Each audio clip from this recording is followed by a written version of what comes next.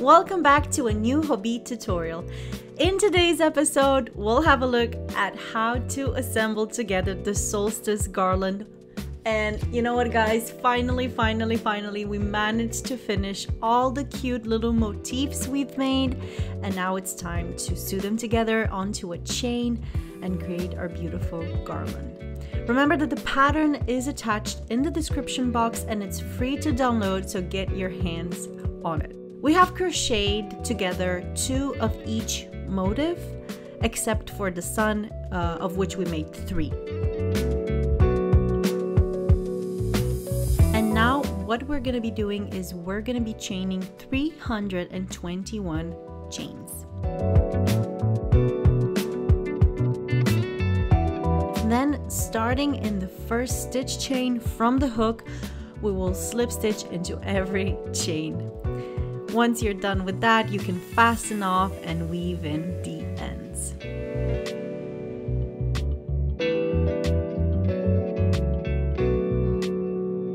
Assembling the garland is fairly easy. You will count the first 40 stitches from the end of your chain, and you're gonna place a stitch marker right there, and that's where you will attach your first motif. Then we will place 8 more stitch markers at 30 stitches intervals along the chain.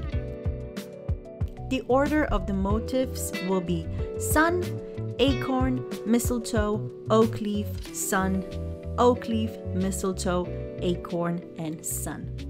Sew the motifs to the chain, replacing the stitch markers, and there we go! You are done! Congratulations! I'm sure you're absolutely in love with it. It looks super adorable.